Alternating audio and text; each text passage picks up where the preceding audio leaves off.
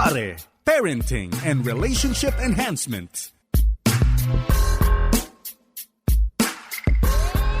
Blessed weekend po mga kapatid. Ito po si Paring Jebo Banzuelo at kayo po ay nakikinig sa programang Pare or Parenting and Relationship Enhancement. At ang ating programang Pare ay hango sa The World Needs a Father. At ang The World Needs a Father po ay isang training movement na nagbibigay ng kasanayan sa mga tatay but wait, there's more, no? Pati sa mga nanay. Yeah. And we're looking forward sa ating event sa darating pong July na kung saan meron po tayo makakasamang mga trainers from abroad, no? Magbibigay ng mga pagsasanay norte, sa Visayas, and dito po sa Metro Manila. At kasama po yung mother design. Ibig sabihin, kung dati the world needs a father, ngayon nandiyan na yung mother design. At saka yung for solo parents. So, ayan. Abangan nyo yan. Punta kayo sa The World Needs a Father Philippines Facebook page. Make sure po na may Philippines, ha. Maka yung training na atinan nyo kung saang sulok ng mundo, no? Marami kasi kami. Konektado kaming lahat. Pero again, you can check out yung ating mga schedules dyan. Or you can go to theworldneedsafather.com, no? Yung ating international website at hanapin niyo po ang activities para sa Pilipinas. Yan, so much for that. At sa atin hong pagpapatuloy, siyempre binabati natin sa gawing kanan sa red corner si Paring Allison. Blessed weekend sa iyo, Paring Allison. Isang mapagpalang araw po sa atin pong lahat. Nais ko lamang po magpasalamat sa Sultan Kudarat District sa kanila pong naging imbitasyon. Nagkaroon tayo ng pagkakataon upang ibahagi ang small portion ng The World Needs a Father doon sa yung security of no divorce, no, sa kanilang couple seminar. Marami po mga simbahan ang nakilahok. Maraming salamat po sa naging imbitasyon. Gayon din po sa couple seminar naman sa Jensan, no. After the following day, ginawa doon nung March 1. Marami pong salamat, no, sa mga pagkakataong ito through Emmanuel Christian Fellowship kina Reverend Josiah Tan. Maraming salamat po sa naging imbitasyon at ginawa din po natin doon ang rite of passage sa kanila. So may mga kabataan po doon na above 13 onwards ay nag-undergo po sila ng mass rite of passage. So maraming salamat po sa naging imbitasyon at sa pagkakataon po makapagdala ng salita ng Diyos during your worship services. Marami pong salamat. Busy si Paring Allison. Kaya pala ang ganda ng jacket, oh. May mga nasa radyo, hindi nyo makita to.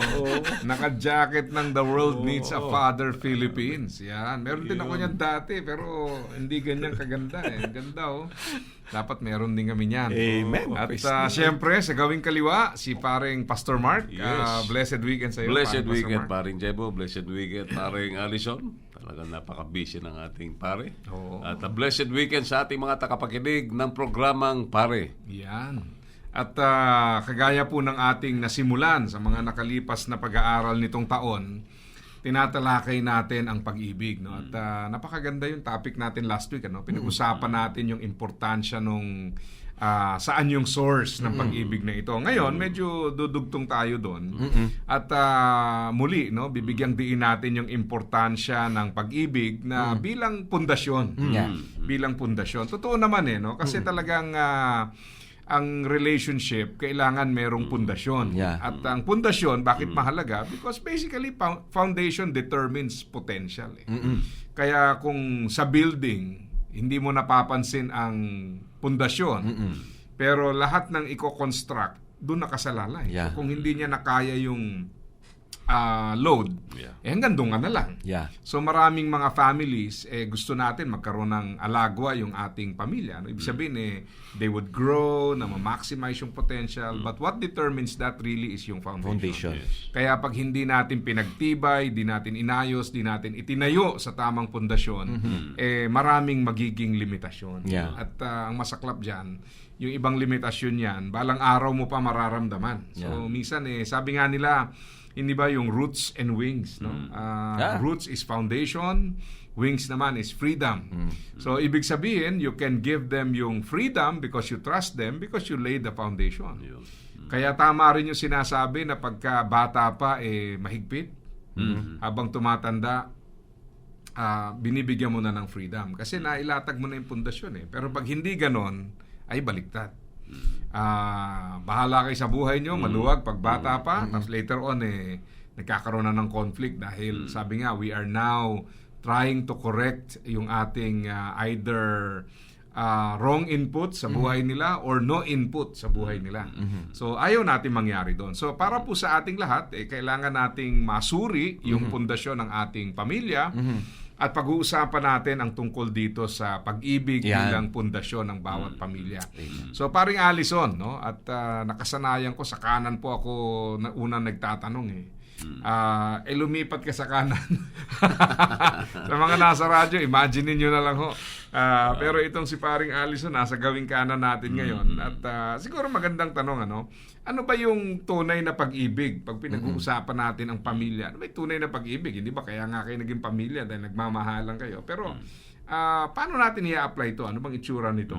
Napakaganda, no, kung nakasama po namin kayo nung nakaraang episode, ay mahalagang maibalik po natin kasi doon po nagsisimula para ma-define natin kung anong tunay na pag-ibig sa loob ng pamilya bilang pundasyon nito. Ay magandang malaman din natin yung pinagmumulan ng pag-ibig, saan ba tayo muhugot, at wala pong iba kundi po sa Diyos. Okay? Sapagkat kapag naunawaan po natin ang bagay na ito, ay magiging maayos pong lahat, sapagkat sa unang Korinto po, kapitulo 13, inisa-isa po dito yung kung ano yung pag-ibig. At yung pag-ibig pong tinutukoy dito is agape. It is the highest form of love.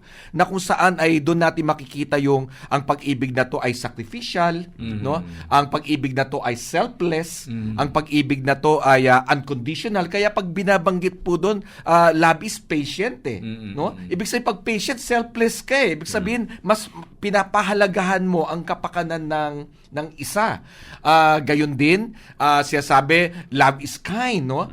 Paano ba yung kind na yun? Sa words lang ba yun? Even sa gestures, even sa actions natin, makikita yung kindness na yun. Kung minsan, pag nagre-regalo, uy, kind to, nagregalo sa akin. Ngunit, hindi lamang po yun kung paano tayo magsalita sa ating po mga pagkilos, ay nakikita at nararamdaman po yung kindness na yun. At kung dudugtungan pa natin, binabanggit din po doon that love does not keep records of wrong. Nako, doon pa lang pwede na nating palawigin yun. Kaya pala ang mga relasyon medyo kuminsan hindi well established sapagkat alam naman natin one way or another may naging pagkakamali tayo. Paano na lang kung laging historical na lamang tayo di magulo talaga. Hindi po natin may isasaayos ang mga relasyon. Yun, tama yun. Talagang pagka naging historical na, hirap na no? Talagang kasi nga, kaya usually maganda ang relasyon kasi wala pang history, no? Pero the moment na meron ng history, yun na Pero yun naman ang reality ng relationship. Talagang magkakaroon ng history, Kaya kung human love lang din, magsisingilan tayo. Ginawa mo sa akin to, gagawin ko sa ito. Yes, di ba? Parang bandang huli, it's a downward spiral and hindi na mag-grow talaga yun. Kaya kung nais nyo pong balikan yung previous episode, no, pwede pa naman Oo. Kasi sa Facebook po, it's good for 1 month. Kaya yung mga previous episodes natin na wala pang isang buwan, pwede nyo hong hanapin muli sa Facebook, no? 702 DZAS FEBC Radio Facebook page. Yan. And then Pastor Mark, no, bilang isang ama ng tahanan, bilang isang pastor, syempre napapag-usapan natin lagi yung pag-ibig. Merong notion kasi ang mga tao na pag sinabing pag-ibig, you protect, you provide, and sometimes parang hindi ma-reconcile sa isip yung bang mahal mo pero pagbabawalan mo. Mahal mo pero pipigilan mo o kaya mahal mo pero ide-deprive mo. So, yung pag-ibig ng Panginoon, 'di ba? Alam natin na nagdidisiplina siya So, ibig sabihin, expression din ng love yung withholding itong mga blessings or yung mga gusto natin. Kasi meron siyang ultimate goal sa buhay natin. So, sa ganung paraan, no, na how can we appreciate better itong pagmamahal ng Panginoon na sa kabila ng sinasabing mahal niya tayo pero yun nga, dinidisiplina naman niya tayo. O kaya may mga pagkakataon na wini-withhold niya yung gusto nating matanggap. No? So how do we understand this? Para sa ganoon, hindi tayo magtampo sa Diyos. Okay. Ang description ni Juan, 'di ba, sa Panginoon o sa Panginoon Jesus, 'di ba? Sabi nga ni John chapter 1 that Jesus is full of grace and truth. Wow, And nice. in fact, sabi ni Jesus, I am the way, the truth, and the life. So madalas tayong, lalo na sa panahon natin ngayon, na masyado tayong nakapokus sa love, as yung pinag-usapan na kanina, yung indulgence, di ba? Yung pinapabayaan mo lang yung tao na gawin yung kahit na anong gusto niyang gawin. At yun ay form of love. Pero nakakalimutan natin na Jesus is also truth. Yes. He is full of truth. So ang nais kasi ng Panginoon, kaya nga niya binigay yung katotohanan niya sa atin o yung salita niya sa atin, ay upang iprotektahan tayo, upang hindi tayo mapahamak. Sapagkat ang Diyos ang ating creator. Alam niya kung paano tayo mapabuti, paano tayo maka-experience ng tunay na blessing. And that's why binigay niya yung katotohanan sa atin, yung salita niya. Para kung umayon tayo sa salita niya, sa commandments niya, mapapabuti tayo. We can experience real blessing. So kung mahal talaga natin yung mga anak natin, and we want them to experience real blessing, di ba? Yung blessing na nagagaling sa Diyos, then kailangan yung paraan ng pagpapalaki natin sa kanila ay iaayon natin sila sa katotohanan. So therefore, yun pumapasok yung discipline nga. Di ba? Yung discipline, siguro, kasi ang ilang mga tao sa atin, o siguro kung nanonood ka ngayon, nakikinig ka ngayon, siguro yung experience mo sa discipline sa magulang mo hindi maganda. And nagkaroon ka tuloy na paniniwala na discipline is bad. Yeah. But discipline is a form of love. Kaya nga sabi ni Lord, di ba, sa Book of Hebrews, those whom He loves, He disciplines. Yeah. So yung pinanggagalingan ng discipline ay inaayon lang ng Diyos, o let's say, ng magulang, ang kanyang anak upang umayon siya sa tamang daan, o sa tamang paraan ng buhay upang mapabuti siya, upang mabless siya. So in that sense, mahal mo siya di ba? Hindi, ayaw mo siya mapahamak And that's why, yun nga, yung tinuturo nga natin sa The Word is the Father, di ba? There must be love, there must be discipline. Di ba? The love from the mother in the formative years, in the discipline of the father, nag-form siya ng security complex. So pag may love and discipline at the same time, the child grows up secure. Secure in a sense na paglaki niya, very strong yung kanyang emotional fortitude. Na hindi siya, kasi let's say, mataas ka sa love, di ba? Pinapabayaan mo lang yung anak mo kung anong gusto niyang gawin. Ang mangyayari, lalaki yung anak mo, spoiled Yeah. So, hindi makakatulong sa kanya yun mapapahamak siya At the same time naman, kung napakataas mo sa discipline, wala ka naman love, magiging rebelde naman yung anak mo. Diba?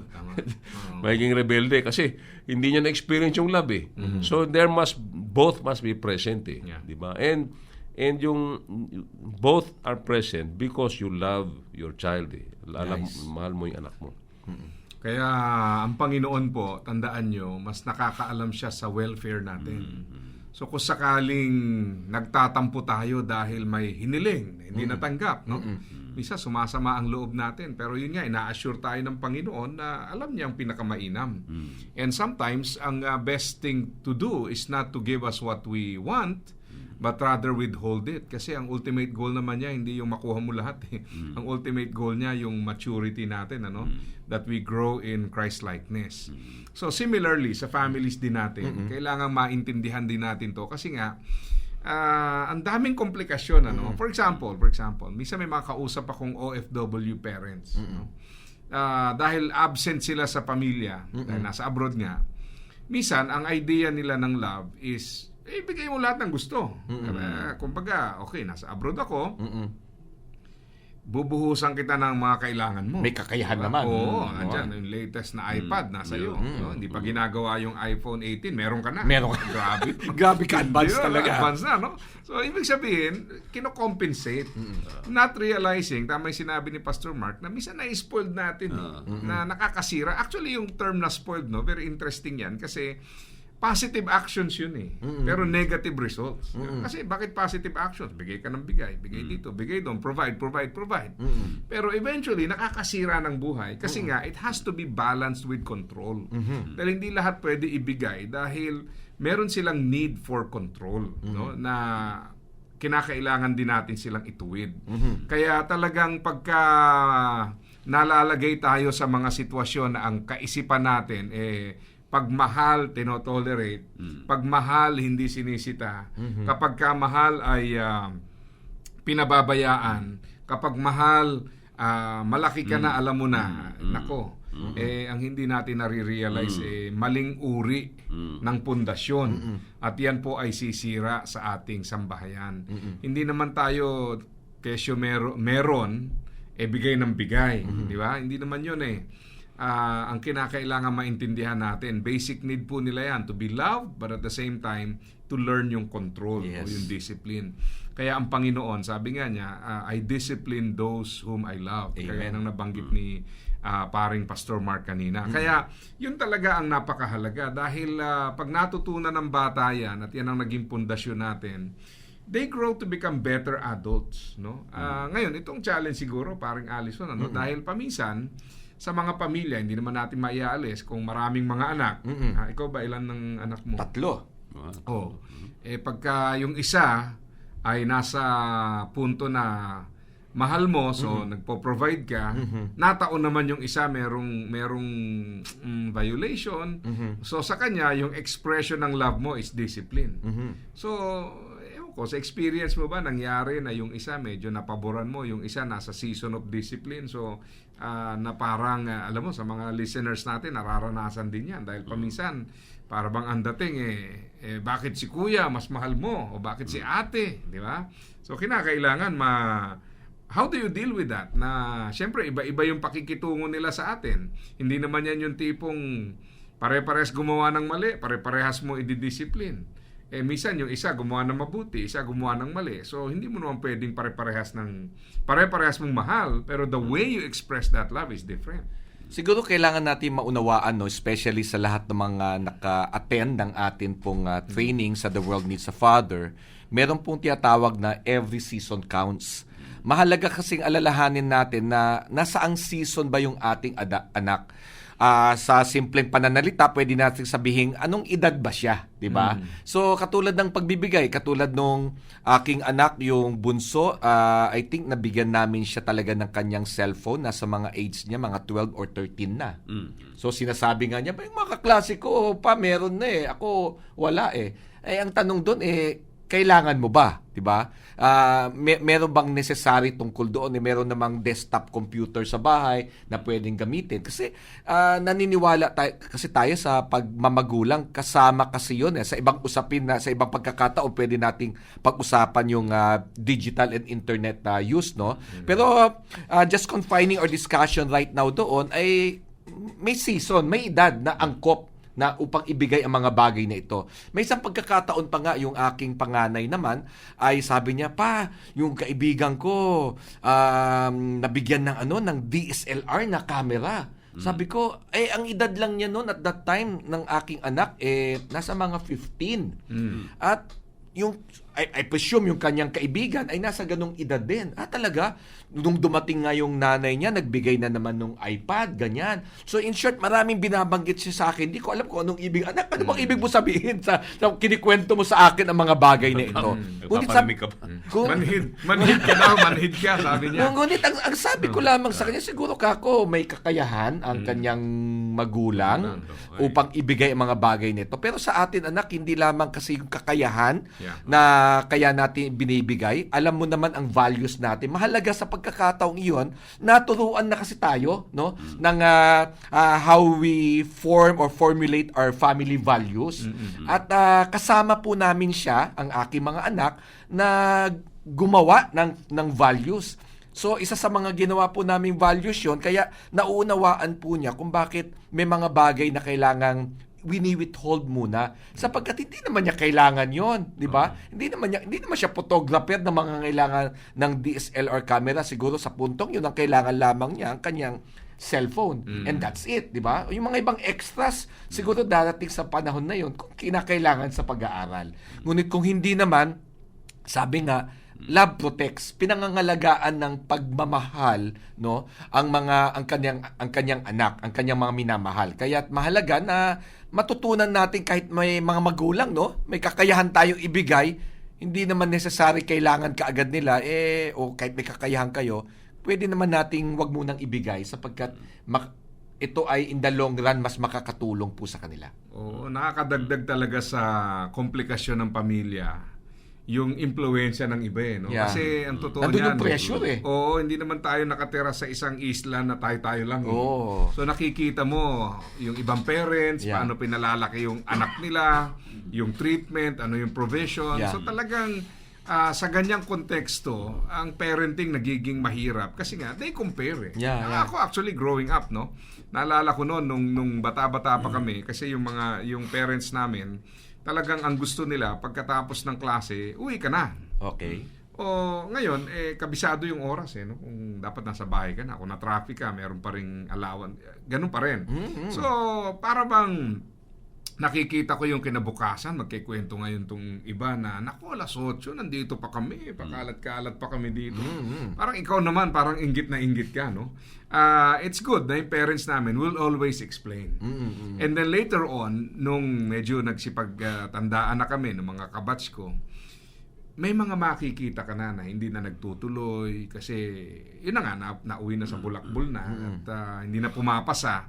And then you realize na yung kinaiinggitan mo dati, may consequence pala. Yeah.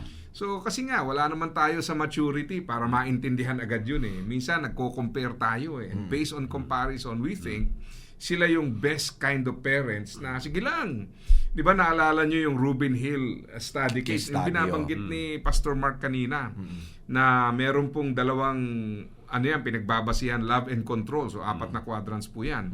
So ang idea naman yan, yung pong permissive parents, ibig sabihin high on love, low on control. At saka yung neglectful parents, low on love, low on control. Sa totoo lang, sa perspective ng isang bata na gusto ng kalayaan, yan ang best parents. No. Di ba? Kasi, sige lang, malaki ka na, gawin mo na ang gusto mo. So parang ang tingin mo, yung parents na medyo nagre-restrict, o kaya yung tinatawag nating authoritative parents na sila yung may balance ng love and control, sa mata ng isang anak na medyo kulang pa sa maturity, yung ganong parents may become, from their perspective, inferior. Yeah. At ang nagmumukhang superior ngayon, yung neglectful at saka yung permissive. Kasi nga, gusto ng anak, freedom di ba? Gawin ko yung gusto ko. Pero again, let us clarify na ang goal naman dito, hindi naman yung sasabihin ng anak, ano yung epekto sa anak, di ba? Yun ang talagang kailangan bigyan ng diin doon. Kaya, kailangan natin i-clarify to kasi sa aking naging obserbasyon, marami ang nasisirang buhay sa ngalan ng pag-ibig. Nako, yun ang masaklap, ibig sabihin, because they love their children the wrong way. Nasira ang buhay ng anak. Kasi na-assume nila yun ang pagmamahal kaya provide, indulge, no? Bigay, freedom, ganyan. Only to realize later on na nasisira ang buhay. In fact, I've seen so many, and I believe kayo rin, na minsan yung pati sa pag-aasawa. Ang lakas ng loob na mag-asawa. Bakit? Kasi at the back of their minds, si tatay bahala. Si nanay ang bahala, di ba? So, papasok sa married life without the proper preparation, tapos with the fantasy na, okay, bahala ang parents ko. And then later on, you realize you are not really ready kasi yung pinaka-basic nga na financial stability, wala sa'yo. Yes. Ang meron ka lang, lakas ng loob sa kakilig. Akala naman nila, okay. Ang parents naman, dahil, naipakasal ko yung anak ko, nabigay ko lahat ng gusto niya. Para bang ang dating, ang tindi ng pagmamahal niya sa kanyang anak. Naalala ko yung parents namin, ang sinabi sa amin, pwede naman kayo mag-asawa kung kailan nyo gusto. Pero yan, declaration of independence yan. At yun ang dahilan bakit late na ako nag-asawa. Dahil natutunan ko, yung kilig pala, nakokontrol pala yun. No? Pero sabi nila, okay, kayo gagastos niyan. Pero ang point naman nila, magbibigay kami, pero huwag nyo kaming asahan na yun ang magiging rason nyo sa pag-aasawa. Yeah. Kasi minsan ganun di ba? Yung masyado kang nag-isip na, anyway, daddy will provide, mommy will provide. Yeah. So, akala mo, ganun-ganun lang. So, ang totoo po niyan, maling uri ng pag-ibig yun Parang napoprotektahan natin yung anak natin in a negative way from the realities of life. So, ang nangyayari po doon, ayun na nga, they never mature, they get into relationships without yung clearer understanding nung ano ba yung dapat na preparasyon. Ang masaklap nga doon, nangyari ang lahat ng iyan sa ngalan ng pag-ibig. Yan, dahil kasi mali ang pagkaintindi doon sa pag-ibig na yon. Kaya mahalaga talagang binabalikan natin yung pagmamahal sang-ayon sa sinasabi ng Bible dahil ang reality, younger years natin, ang pag-ibig is expressed in the form of provision, protection. Yeah. Di ba? Tapos later on, pag matigas na ulo mo, may pangatlong letter P. Papaluin ka. May discipline. Saklap. Oo, pero yun ay expression din ng pag-ibig. Yeah. Hindi naman necessarily paluin, pero ang idea nun is yung discipline. Yeah. Yes. Kaya importante na ma-realize natin when we talk about love, well, madaling sabihin, mahal anak, you provide. Pero again, hindi po palaging ganon. Kaya ang Diyos din natin, di ba? Kung tutuusin, kung gusto naman niya bigay lahat ng gusto, dali-dali naman Bakit hindi niya ibuhos na lang para tapos na? No? Hihingi ka pa lang, wala na, huwag ka na humingi, bibigyan ko sila lahat. Wala nang hingi-hingi.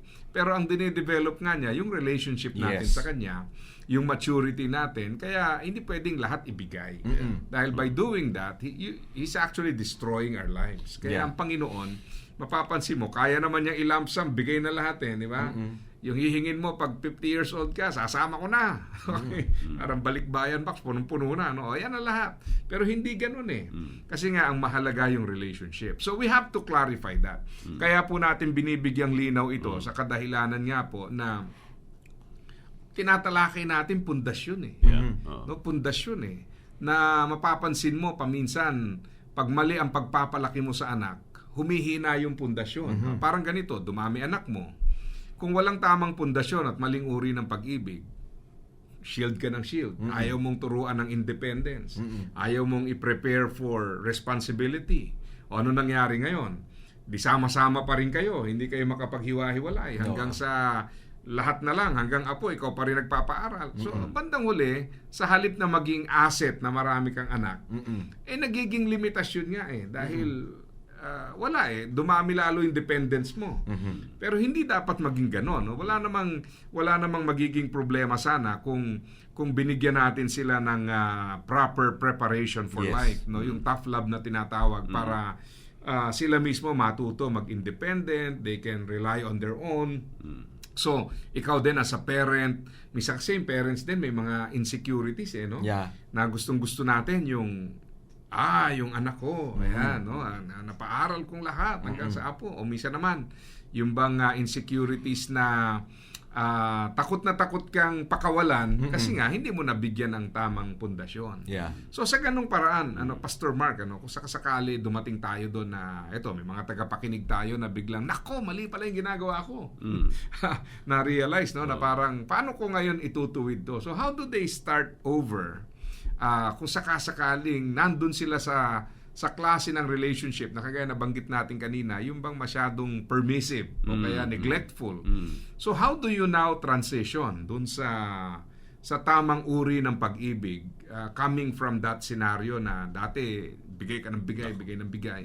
So paano ba natin sisimulan yun? How do we even correct that? Well, kung gano'n na sitwasyon, di ba, lalo na, kunyari, kung nanood ka ngayon, nakikinig ka ngayon, yun na sitwasyon mo, tapos na-realize mo, teka, mali yata yung pagpapalaki ko. Puro kamot ulo na. Well, to be honest, kung, depende kasi, kunyari, kung malalaki na yung mga anak mo, actually, to be honest, to be realistic, mahirap yun. I mean, kasi nasanay na yung mga anak mo in a certain way na, let's say, masyado kang generous, di ba? Masyado kang mapagbigay, walang boundaries. Tapos ngayon, babaguhin mo. Let's say, na-realize mo ngayon, after listening to sa sinasabi natin, pinag-uusapan natin ngayon, na-realize mo na, teka, mali ginagawa ko, babaguhin ko. Hindi pwedeng agad-agad babaguhin mo eh. Kasi talagang that will create a lot of problems or chaos. Gagalit yung mga anak mo. Ngayon, pag bata pa sila, maliit pa sila, siguro pwede ka pa mag-adjust, di ba?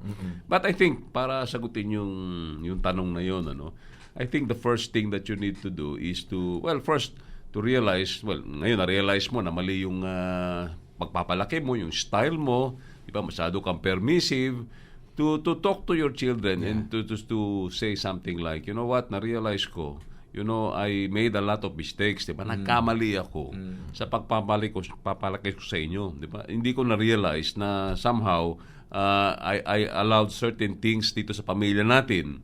And therefore, hindi siya nakakabuti, hindi siya nakakatulong just to talk to them, 'di ba?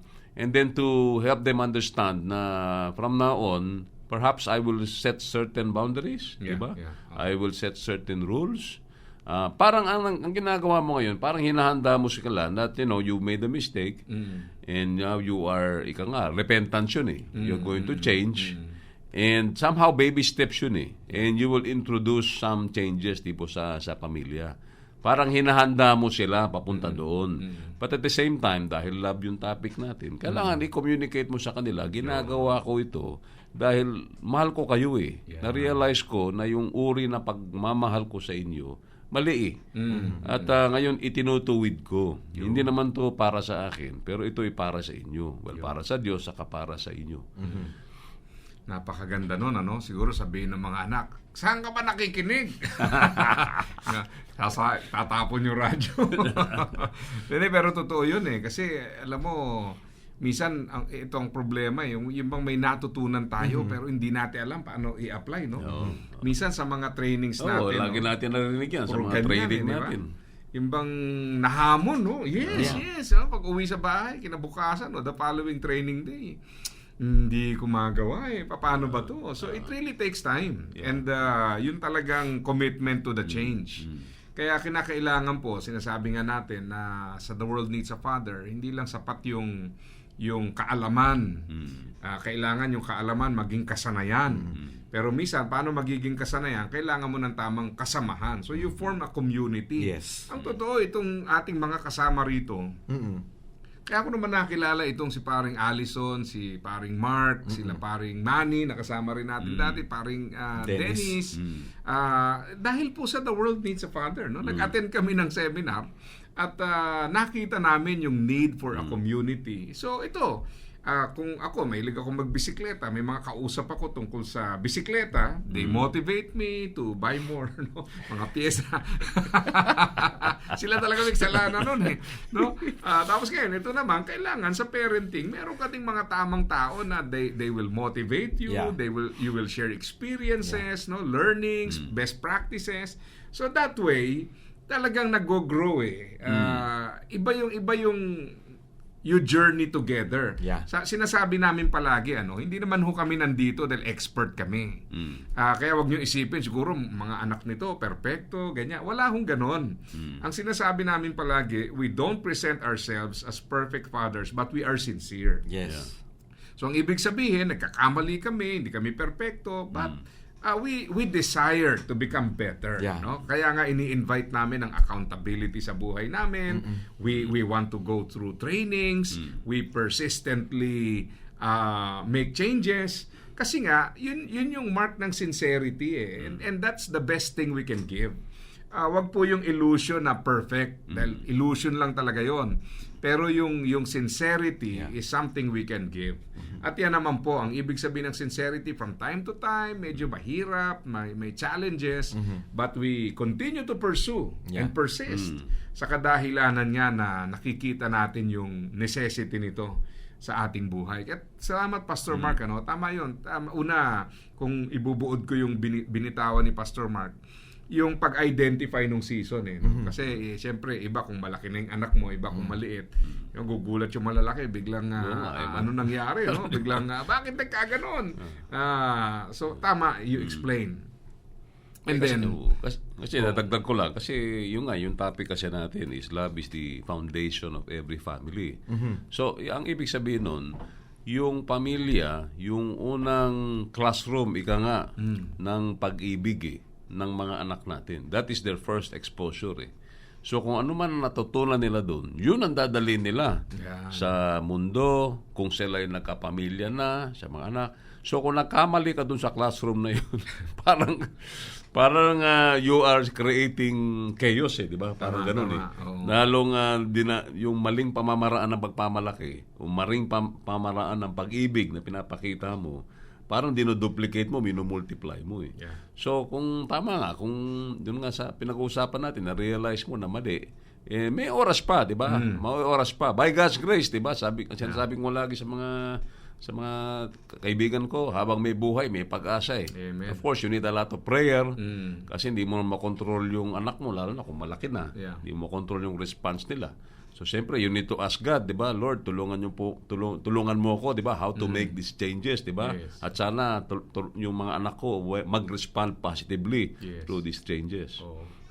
Maganda yun, Kasi, halimbawa, sobrang tingin mo too late na. Pero kahit nasabihin mong hindi mo na ma-implement yung change, Kasi masyado ng advance yung season.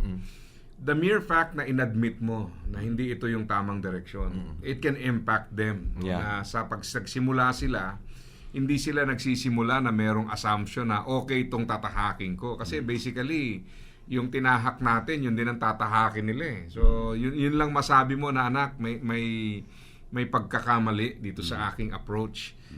That now prepares them na pag sila na ang nagsimula, they build on the proper foundation. Hindi yung itutuloy pa nila tas trial and error din, magkakamali. So, kahit po sabihin na nating minsan nandun naman yung sincerity pero talagang tingin mo minimal impact na lang dahil parang kumbaga may sariling hubog na yung mga anak mo. Pero ang idea nga po doon is if you admit na merong mali sa proseso, then maybe when they start, they can build on the right foundation. Yun naman ang challenge talaga doon. Kaya identify natin yung season and then communicate it properly with love. Again, clarifying na this is because we love you. But at the same time, kailangan din po nating bigyang diin na hindi naman hindi naman to yung biglain natin na parang okay, simula ngayon puto lahat ng mga supply, kanya-kanyang internet tayo rito. Wala nang kakain sa bahay pag walang bayad. Nako. Kawawa naman, Kailangan may transition. Kunin mo lahat ng cellphone. 18 years old na yung anak mo. Ang hirap noon, di ba? Away. Naalala ko noon, gradual din ang parents namin sa amin dahil nung una siyempre, nung single pa, doon ka pa nakatira. Pero may mga obligasyon na okay, magbibigay ka na ng ganitong amount. Pagka na-graduate ka na at may income ka na. Ramdam mo dahil yung una sweldo mo, hindi naman kalakihan Ramdam mo. Lalo mo ramdam dahil yung susunod na sweldo mo, hindi rin kalakihan. So, ibig sabihin, mararamdaman mo talaga yung reality ng buhay. At makagagawa ka ng tamang desisyon kasi alam mo, ganito pala yun. Ganito pala gastos. Alam mo, one time, I was talking to somebody na single pero may edad na siya and still with the family. Sabi niya, paano kaya yun si Papa at Mama mag-abroad? So, maiiwan kami magkapatid. Magkano po kailangan kaya namin? Sabi sa akin. Hindi ko alam. Wala siyang idea sa budget because everything was given. Wala siyang idea kung paano pag umalis to, sino magluluto, ano yung mga aasikasuhin sa bahay. Alam mo talagang sabi ko nga I have to constantly remind myself na yung taong ito is already a matured person. Na kaya lang, experience-wise, napigilan yung maturity na parang ang pananaw niya is parang nasa teenage years pa lang na walang kaamalay-malay sa buhay. So I have to remind myself this is already a matured person Kasi pag hindi, nakakalimutan mo sa mga inquiries niya, parang hindi mo mapagbasihan yung age. Ang pinagbabasihan mo yung mga inquiries niya na parang hindi na angkop sa kanyang edad. But yung taong yun is not unique in the sense na maraming ganon. Kasi nga, parents, because we love our children, ang akala natin, the best way to love them is to shield them from the realities of life, to provide as much as we can, whatever they want, not realizing that in doing so, we create more harm than good. No? So, hindi rin tama. Kaya talagang mapapansin mo, importante na itong realization na ito, no? Importante talaga na kailangan maging klarong-klaro dahil pag hindi naging klaro, yun na nga, magtutuloy-tuloy tayo to build on the wrong foundation until eventually, whatever kind of parenting we give our children will be replicated. Yun naman ang masaklap. And the cycle begins again. Yes. So, iikot na naman sa generation nila, susunod, hanggang later on ma-realize natin na wala na tayo, pero yung maling uri ng pagmamahal ay nagpapatuloy pa rin gumagawa ng disgrasya at problema para sa next generation. Kaya talagang talagang kailangan yung pagbabago. Kailangan yung pag na-realize mo na, don't pass on the struggle to the next generation, so to speak. Kaya napakalaking bagay. Pastor Mark, maraming salamat dun sa inputs na yon, kasi talagang kailangan maunawaan ng ating mga tagapakinig na una, importante to. Pangalawa, how do we transition from the now and towards the right direction? Maganda yung sinabi ni paring Allison kanina, re-revert tayo dun sa values . Yeah. Kasi minsan yun ang kulang talaga no? Kaya nai-spoil natin yung mga anak natin, ang hirap i-justify kasi walang pagbabasihan . Kung may klarong values, that becomes your benchmark for decision making. Yan ang consideration natin. So, kumbaga walang personalan, pinag-usapan natin pare-parehas to. Yeah. So, ito yung dapat nating implement. Sa akin, yung maikling praise na to, ito yung pinanghahawakan ko when I am parenting, no, yung aking mga anak, yung preparing them for blessing. Kasi kung minsan yung binabanggit po natin kanina na indulgence, yung bigay ng bigay, ang opposite po nun is how do we prepare them from blessing. Ibig sabihin, we don't give them sa yung ready na kaagad diyan kasi mauubos po kung ito man po ay mga pamana o kung ano man mga kakayahan yung ibigay sa kanila. But if you are able to prepare them for blessing, nandun po ma-instill yung discipline. Ma-instill po doon yung savings. How would they save? How would they spend? No? Kung ito ay may kinalaman po sa mga pananalapi. Binabanggit po kanina ang pinaka-guiding principle natin, if we have formed a family values, nandoon po yun. Bakit natin ginagawa itong ginagawa natin? May dahilan ng lahat Kasi dito po nahuhubog ang buong pagkatao po nila na later on, kung hindi naman talaga natin sila mababantayan 24/7 at lalo na kung sila ay mga adult na at may sarili-sarili ng pamilya, they would know how to stand on their own because we're able to raise them up properly. We don't just give them readily even if we can afford it because we would like to prepare them. Ang word po sa akin is really preparation for anything. And I think, 'di ba, bilang isang magulang, kilala mo yung mga anak mo individually. Yeah. 'Di ba? And iba-iba sila And kasi nabanggit mo nga paring Allison, yung preparing them for blessing. Yeah. And if you really, pag tingnan mo yung paraan ng Diyos, di ba, si Lord, di ba, sabi nga nila, di ba, pag nanalangin ka, mayroon daw 3 sagot ang Panginoon. Like either He says yes, or He says no, or He says wait. So, yung wait is something that most of us, ayaw natin yun yung nag-aantay. But, pag tingnan mo yung, di ba? Pero gusto namin Pero gusto natin yun. Gusto namin kasi nintay ka namin Sorry na. Patawarin mo na kasi. Hindi ako Tuloy mo nga, Pastor Mark. Ito talaga. Nawala tuloy na. Nawala tuloy. Hindi, kasi nantay nila ako kanina kita mo to, sabi niya kanina, love keeps no record of wrongs. Ang dami palang listahan, May listahan. Saksi ako dyan. Ano nga ba sinasabi? Sinasabi ko, Waiting. yung waiting, di Yes. ba? Yung waiting actually is a form of love eh. Kasi, halimbawa, let's say, sabihin na natin, yung anak mo tanda na, malaki na, tapos alam mo, gumagawa ng kalokohan. Let's say, sabihin natin na mahilig mag-drugs, di ba, yung anak mo. May bisyo. So, bibigyan mo ba siya ng pera? Ah. Kung alam mo, in the back of your mind, yung pera na bibigay mo sa kanya, Mali ang paglalaman. gagastusin niya sa drugs, di ba? So, there are times na, iba-iba eh. May anak kang ganun, may anak kang naman matino, di ba? So, you ask yourself as a parent, di ba? Bilang isang tatay, bilang isang nanay, ready na ba itong anak kong ito, tanggapin itong provision na ito, itong blessing? Kung hindi naman siya ready, ako ibibigay ko, mapapahamak lang lalo siya, di i-withhold ko. Di ba yun yung pag-ibig eh? Kasi ayaw mo nga siya mapahamak eh. Maring hindi maunawa ng anak mo kasi, addict nga siya. Pero, ginagawa mo yun, hindi naman dahil galit ka sa kanya. Yeah. Dahil ayaw mo siya mapahamak eh. Maring hindi niya maunawaan yun at that time. But yung heart mo, yung puso mo, your conscience is clear na ginagawa ko ito kasi mahal ko yung anak ko eh. So yun yung mga panahon. Extreme example lang naman yun. Pero ang ibig ko sabihin, kilala mo yung mga anak mo eh. So there are times that you give, di ba, you provide kasi alam mo ready na siya eh. Yeah. Na kung bigay mo yung bagay na yun, alam mo na gagamitin na yun sa tamang paraan eh, sa maayos na paraan. Pero kung sa tingin mo hindi siya ready, their wisdom dictates, i-withhold mo muna. Yeah. Diba? Until the time, hopefully, na maging ready na siya. Yeah. Yun, maraming salamat sa mga clarification at Alison. Ikaw magde-devotion, no? So tandaan mo, love keeps no record of wrong. Yeah. Huwag mo nang hanapan si Pastor Mark. Tayong lahat po ay dumako po sa atin pong pagninilay ng salita ng Diyos.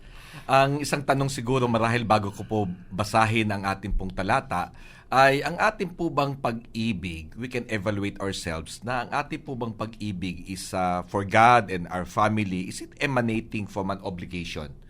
Or is it emanating from a relationship? Kasi ang atin pong talata ay matatagpuan po sa unang Juan, Kapitulo 4, mga talatang 7 hanggang 8, 1 John chapter 4, verses 7 to 8. Beloved, let us love one another, for love is from God. And whoever loves has been born of God and knows God. Anyone who does not love does not know God, because God is love.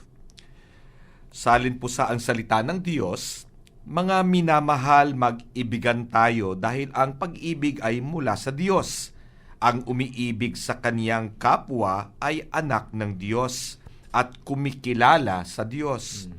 Ang sino mang hindi umiibig sa kaniyang kapwa ay hindi kumikilala sa Diyos dahil ang Diyos ay pag-ibig. Ipinapakita ng Diyos, kung dudugtungan ko po sa verse 9, ipinapakita ng Diyos ang kanyang pag-ibig sa atin nang isinugo niya ang kanyang kaisa-isang anak dito sa mundo upang sa pamamagitan nito ay magkaroon tayo ng buhay na walang hanggan. Dito po makikita natin sa talatang binasa po na ang Diyos po ang pinagmumulan po ng pag-ibig. Ito rin po in the same breath, ito rin po yung tinalakay po natin sa mga nakarang episode na ito po yung pundasyon ng lahat Pundasyon po ng relationship sa atin pong kapwa-tao, lalo-lalo na po sa atin pong pagpapamilya. Hindi po natin maiwawalay, maiaalis ang katotohanan pong ito na kung naranasan natin ang pag-ibig ng Diyos, ito rin po ang siyang maipapamalas natin sa atin pong pamilya. Kaya't napakahalaga pong siyasatin natin ang ating sarili to a certain degree. Ang atin po bang relasyon sa Diyos ay bunga lamang ng isang routine that is coming out of obligation. Na para bang dinumero lahat, tayo ay nananalangin kasi baka hindi na tayo mahal ng Diyos kung hindi tayo mananalangin, kung hindi tayo mag-aaral, magbabasa ng kanyang salita, hindi na tayo anak ng Diyos. Ito po ba ay nakasalalay sa ating ginagawa o kaya ito ba ay tugon dahil sa unang nagmahal ang Diyos sa atin as a response, we also love God. Sa tingin ko itong latter po, no, na kailangan makita natin, kaya tayo nagmamahal o minamahal ang Diyos, ito po ay bilang respond o tugon po sa pagmamahal na naranasan natin sa Diyos. Kapag naging ganito po ang tugon natin, ay makikita natin katulad ng sinasabi sa Efeso 5 na ang husband, ang isang asawang lalaki ay inuutusang mahalin ang kanyang asawang babae. Ito po ay meron po tayong kakayahan na gawin po ito. Hindi po iuutos ng Diyos na mahalin natin ang ating asawa, ang ating mga anak, kung hindi po, wala po tayong kakayahang gawin po ito. Sapagkat in the same token na tayo ay nakaranas, natanggap natin ang pagmamahal na ito mula po sa Diyos, meron po tayong kakayahang magmahal sacrificially, meron po tayong kakayahan magmahal unconditionally, may kakayahan po tayong ang ating pong pagmamahal ay enduring. Ibig sabihin po niyan ay anumang panahon, anumang pagkakataon, even in times of conflict, ay kaya po natin maipagkaloob ang pagmamahal na ito. As long as we are aligned with God's Word, we are aligned with God, na ito po ang tamang daan tungo sa ikabubuti ng ating pamilya. At kami po dito sa Pare, lagi ito po ang pinaglilingkod po namin sa inyo, na ang bawat pamilya ay mapalakas sa pamagitan ng ang tatay ay tumatayo sa salita ng Diyos at sa pagkatawag po sa Kanya. With that, marami pong salamat. Okay, maraming salamat, paring Allison. At nawa po ay naging makabuluhan ang ating pag-aaral.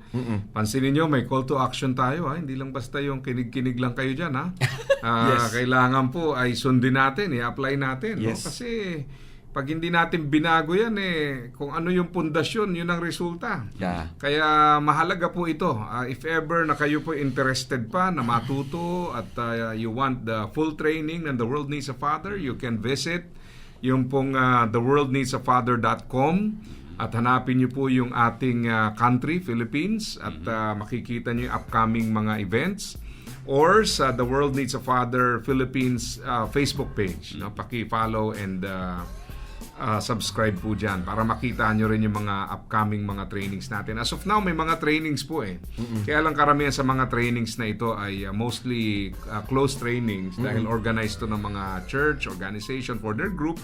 But if you are interested, reach out to us, then we can plan something for your organization or group. Ano po? Yan naman, okay naman yan. So, dyan po tayo nagtatapos. At nagpapasalamat tayo sa Gawing Kaliwa muna. Paring Pastor Mark, maraming salamat sa pagkakataong kasama ka namin muli ngayon. At syempre si paring Allison, maraming salamat din. At naway dumami yung jacket na katulad niyan at maanggihan tayo. No? At sa inyong lahat, maraming salamat po. Sama-sama tayo sa paglalakbay to become the fathers, the parents that God want us to be. At muli, ito po ang inyong lingkod, paring Jebo Bansuelo. Nagpapasalamat sa bawat isa at pagpalain po tayo ng Panginoon. Pare, Parenting and Relationship Enhancement.